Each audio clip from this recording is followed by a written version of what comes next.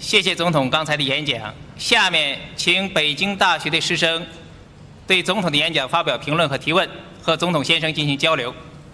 时间大约在20分钟左右。That's your choice. Yes.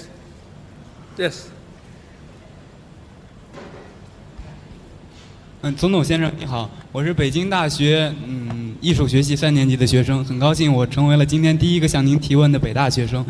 就像您刚刚演讲中所说的那样，中美人民应该携手起来，共同前进。而且这中间的最主要的环节，就像您刚刚说的一样，就是我们要互相交流了解。在我看来，自从中国的改革开放以来，中国人民对于美国的文化、历史、人物有了很多的了解。从克林顿总统您来说，从克林顿总统自己来说，我们已经知道了很多关于您自己的事情。从华盛顿总统、林肯总统，还有独立战争、南北战争，从可口可乐、微软，一直到刚刚在我们面前沉没的 Titanic。但是，美国人民对于中国人民的了解，我觉得却似乎并不是那么多。可能他们仅仅是从几部反映中国农村和文革的影片来看待中国，但那并不是现在真正的中国。我想请问您，就是您作为10年来第一个访问中国的美国总统，您将采取什么措施来促进两国人民真正的相互了解、相互尊重？谢谢。Well, first of all, I think that's a very good point. And one of the reasons that I came here was to try to, because as you can see, a few people come with me from the news media. I hope that my trip would help to show a full and balanced picture of modern China to the United States. And that by coming here, it would encourage others to come here and others to participate in the life of China. I see a young man out in the audience who introduced himself to me yesterday as the first American ever to be a law student in China. So I hope we will have many more Americans coming here to study, many more Americans coming here to be tourists, many more Americans coming here to do business.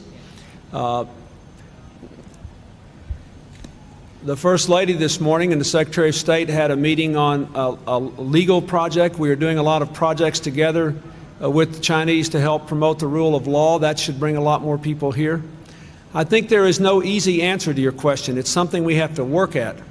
We just need more people involved in more kinds of contacts. And I think the more we can do that, the better. Is there another question from the Chinese? Yes. Anybody here? I'll just try to get them all. Go ahead. Why don't both of you just pass the microphone down? We have the gentleman in the tie, and then the gentleman in the yellow shirt, and the gentleman in the T-shirt. There. Go ahead. 总统先生，我是力学与工程科学系97级的本科生。总统先生你好，我作为一名中国人，我很关心祖国的统一问题。在台湾问题上，自1972年尼克松总统访华以来，已经取得了很大的进展。但是我们仍然失望地看到，美国人不断地向台湾出售先进的武器，美国人不断地派军舰进入了台湾海峡。更令我们气愤的是，美国和日本又签订了新安保条约。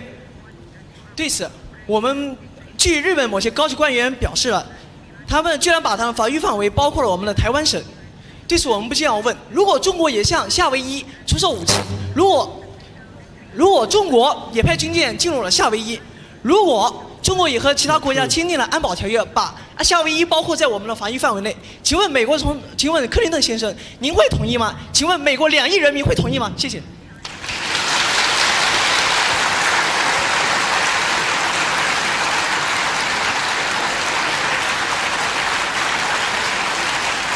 Well, first of all, the United States policy is not an obstacle to the peaceful reunification of China and Taiwan. Our policy is embodied in the 3 communiques and in the Taiwan Relations Act. Our country recognized China and embraced a one China policy almost 20 years ago. And I reaffirmed our one China policy to President Jiang in our meetings. Now, when the United States and China reached agreement that we would have a one China policy, we also reached agreement that the reunification would occur by peaceful means. And we have encouraged the cross-strait dialogue to achieve that. Our policy is that any weapons sales, therefore, to Taiwan must be for defensive purposes only, and that the country must not believe, China must not believe, that we are in any way trying to undermine our own one China policy. It is our policy. But we do believe it should occur, any reunification should occur peacefully. Now, on Japan, if you read the security agreement we signed with Japan, I think it will be clear from its terms that the agreement is not directed against any country, but rather in support of stability in Asia. We have forces in South Korea that are designed to deter a resumption of the Korean War across the dividing line between the two Koreas. Our forces in Japan are largely designed to help us to promote stability anywhere in the Asia-Pacific region on short notice. But I believe that it is not fair to say that either Japan or the United States have a security relationship that is designed to contain China. Indeed, what both countries want is a security partnership with China for the 21st century. Just as, for example, you mentioned NATO. We have expanded NATO in Europe, but we also have made a treaty, an agreement between NATO and Russia to prove that we are not against Russia anymore. And the most important thing NATO has done in the last 5 years is to work side by side with Russia to end the war in Bosnia.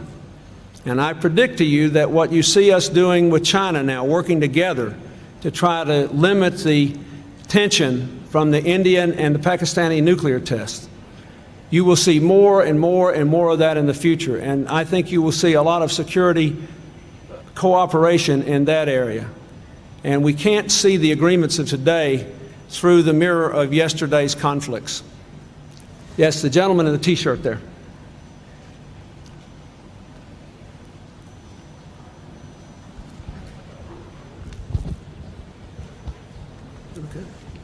总统先生，我是北京大学97级的学生，很高兴今天能有机会向你提问。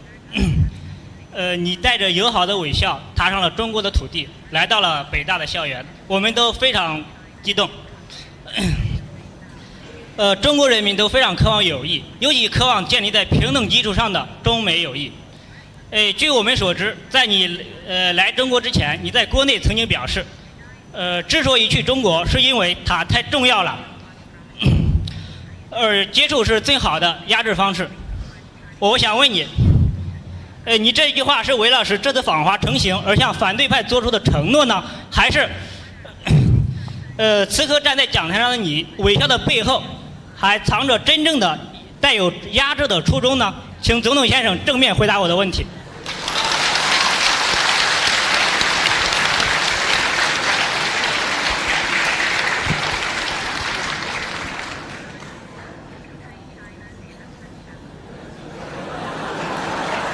Well, if I did, I would mask it behind a smile. But I don't. That is, my words mean exactly what they say. We have to make a decision. All of us do, but especially the people who live in large nations with great influence must decide how to define their greatness. When the Soviet Union went away, Russia had to decide how to define its greatness. Would they attempt to develop the human capacity of the Russian people and work in partnership with their neighbors for a greater future? Or would they remember the bad things that happened to them in the past 200 years and think the only way they could be great would be to dominate their neighbors militarily? They chose a forward course. The world's a better place. The same thing is true with China. You will have to decide, both in terms of your policies within your country and beyond, what does it mean that China will be a great power in the 21st century? Does it mean that you will have enormous economic success? Does it mean you will have enormous cultural influence? Does it mean that you will be able to play a large role in solving the problems of the world? Or does it mean you will be able to dominate your neighbors in some form or fashion, whether they like it or not? This is a decision that every great country has to make. You ask me, do I really want to contain China? The answer is no. If you look at the American people have always had a very warm feeling toward China that has been interrupted from time to time when we have had problems. But if you go back through the history of our country, there's always been a feeling on the part of our people that we ought to be close to the Chinese people. And I believe that it would be far better for the people of the United States to have a partnership on equal, respectful terms with China in the 21st century than to have to spend enormous amounts of time and money trying to contain China because we disagree with what's going on beyond our borders. I think it would, so I do not want that. I want a partnership. I'm not hiding another design behind a smile. It's what I really believe. I believe it's not because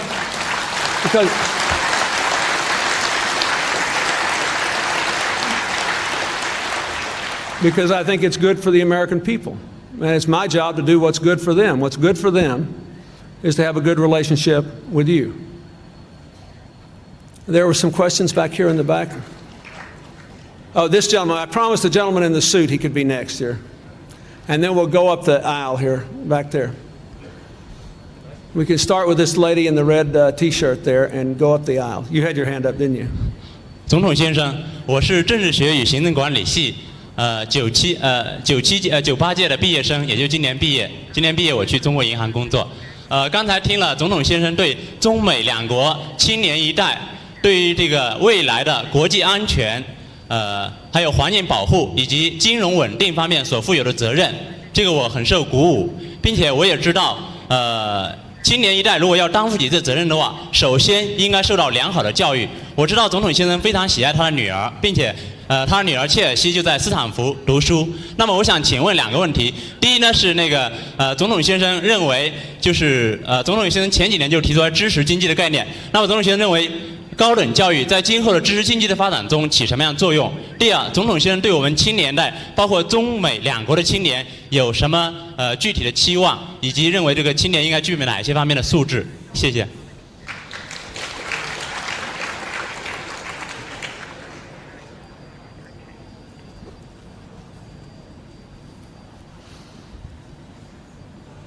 Let me answer the knowledge economy question first. And let me answer by telling you what I have tried to do in the United States. I have tried to create a situation in America in which the doors of universities and colleges are open to every young person who has sufficient academic achievement to get in, that there are no financial burdens of any kind. And we have not completely achieved it, but we have made a great deal of progress. Now, why would I do that?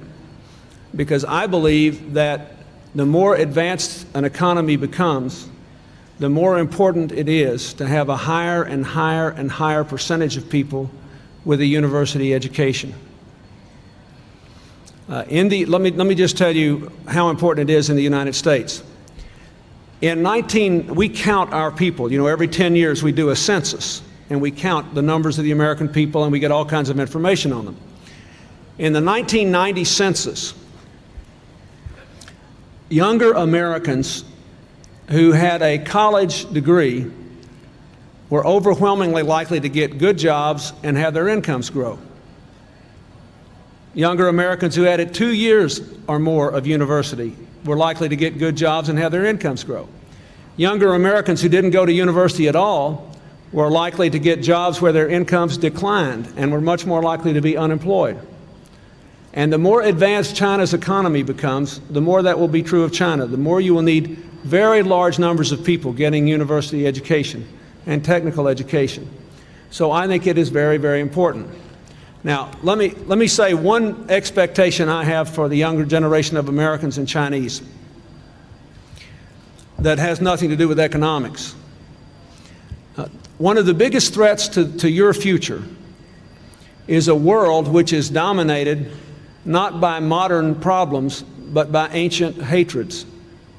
Look around the world and see how much trouble is being caused by people who dislike each other because of their racial or their religious or their ethnic differences. That whether it's in Bosnia or the conflict between the Indians and the Pakistanis, or in the Middle East, or the tribal conflicts in Africa, you look all over the world, you see these kind of problems. Young people, I think, are naturally more open to others who are different, more interested in people who are different. And I hope young people in China and young people in America who have good education will be a strong voice in the world against giving in to this sort of hating people or looking down on them simply because they're different. Thank you.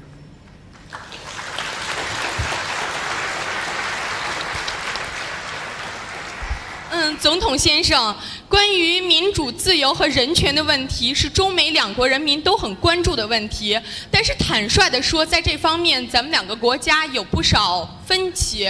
您刚才在您的演讲中对美国的建设民主自由的历史做了一个比较自豪的回顾，而且对中国人民也发表了一些比较建设性的意见。对于真诚的意见，我们当然非常欢迎。但是我同时又想到了一句老话。我想中国人民和世界人民都应该把它作为行动的准则，那就是批评和自我批评同在。如果我现在想问您一下，美国近些年，就是美国当前在人权和民主问题方面，是不是也有一些问题呢？您能不能给我们讲一下您的国家在这方面有哪些不足？您的政府在近期内做过哪些政策，有什么效果？谢谢。Yes, I do. I do, and first of all, let me say,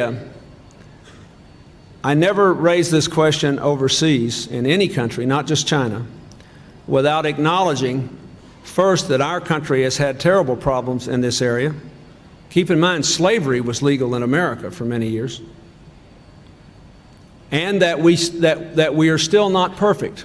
I always say that because I don't think it's right for any person to claim that he or she lives in a perfect country. We're all struggling toward ideals to live a better life. So I agree with the general point you made. Now, I will give you two examples. We still have some instances of discrimination in America in housing or employment or other areas based on race. And we have a system set up to deal with it, but we have not totally eliminated it. And in the last year, I have been engaging the American people in a conversation on this subject. And we have tried to identify the things that government should do, the things that the American people should do either through the local government or through other organizations, and the attitudes that should change the minds and hearts of the American people. So that's one example. Now let me give you another example. When I ran for president in 1992, I was in a hotel in New York City, and an American immigrant from Greece came up to me, and he said, "My son is 10 years old, and he studies the election in the schools, and he says I should vote for you. But he said, if I vote for you, I want you to make my son free, because my son is not really free." So I asked this man, what do you mean? And he said, well, the crime is so high in my neighborhood, there are so many guns and gangs, that my son does not feel that I can't let him walk to school by himself or go across the street to play in the park. So if I vote for you, I want you to make my son free. I think that's important because, you see, in America, we tend to view freedom as the freedom from government abuse or from government control. That is our heritage. Our founders came here to escape the monarchy in England. But sometimes freedom requires affirmative steps by government to give everyone an equal opportunity to have an education and make a decent living and to preserve a lawful environment. So I have worked very hard to try to bring the crime rate down in America, and it's now lower than it has been at any time in 25 years, which means that more of our children are free. But the crime rate is still too high. There's still too much violence. So we Americans need to be sensitive not only to preserve the freedoms that we hold dear, but also to create an environment in which people can build a truly good and free life. That's a good question. 校的校长蔡元培先生还说过一句话，他说：“道并行而不相悖，万物并育而不相害。”我并不认为为国家的自由就一定，国家的自由和自己的自由有什么冲突？不是说为了国家的自由就一定要牺牲自己的自由。我认为自由是自己的一种主动的选择，认为是对你最好的、最适合自己的情况。像中国现在繁荣的发展，正是我国人民自由的选择、主动的贡献他们力量的结果。我想自由定义应该是为了真理和正义，还有选择那些最适合自己的情况的一种路。不知道您是否同意我的观点？另外我想最后说一句，只有真正懂得自由的人才会更加尊重别人的自由。谢谢。I agree with that.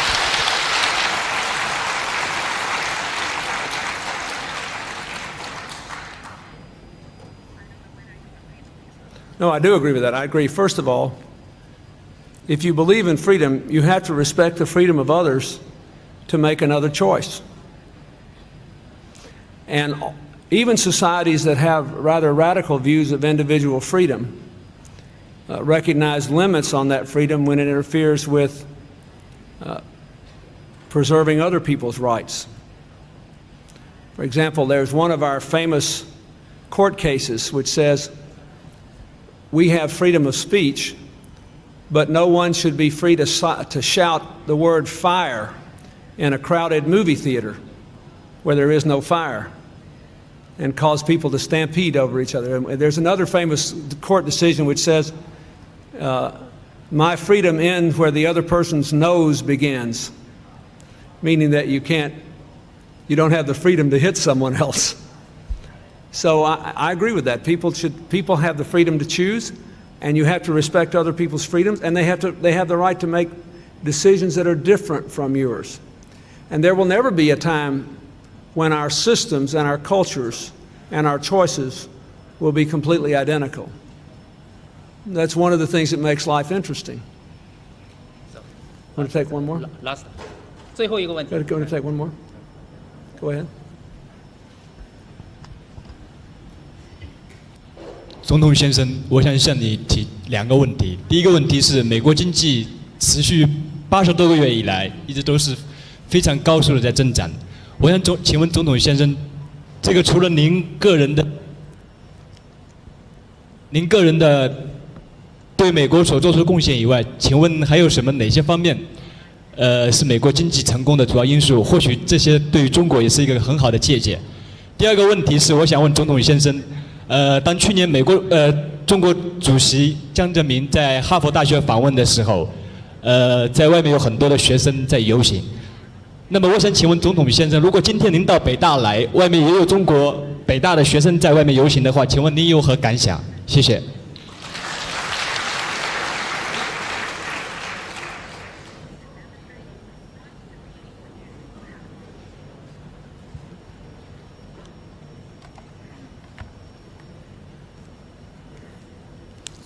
Well, first of all, on the United States economy,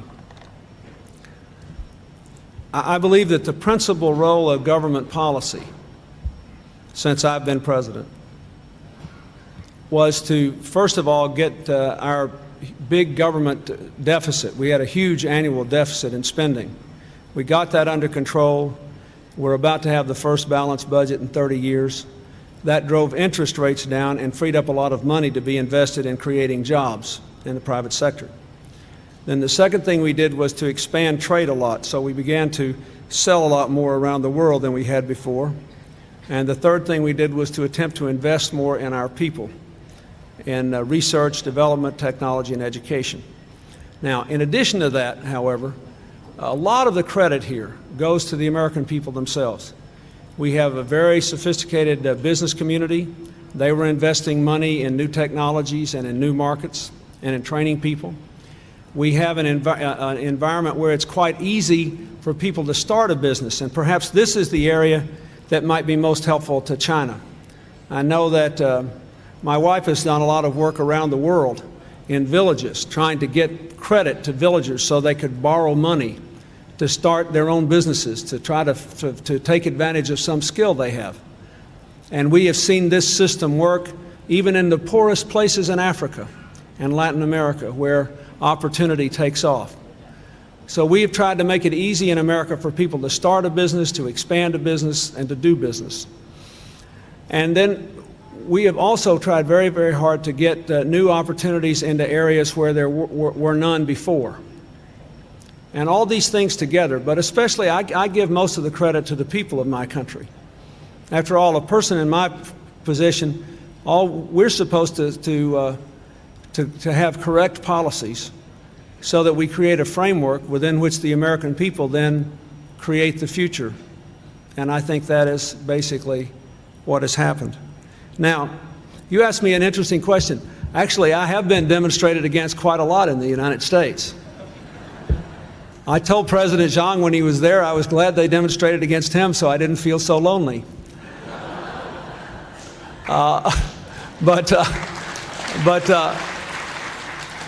What I think is, I'll give you a serious answer. If there were a lot of people demonstrating against me outside, suppose they were demonstrating over the question that the first gentleman asked me. Suppose they said, oh, President Clinton is trying to interfere with the peaceful reunification of China and Taiwan, and he shouldn't be selling them any weapons, whatever.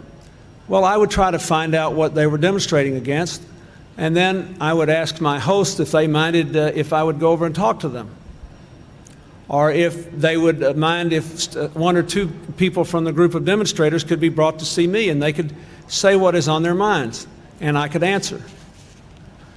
Remember what I said before about what Benjamin Franklin said. Our critics are our friends, for they show us our faults.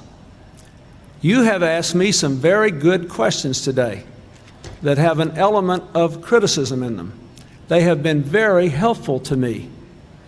They have helped me to understand how what I say is perceived by others, not just in China, but around the world. They have helped me to focus on what I can do to be a more effective president for my people and for the things we believe in. And so I feel very good that we have had this interchange. And from my point of view, the questions were far more important than my speech. I never learn anything when I'm talking. I only learn things when I'm listening. Thank you very much. Thank you.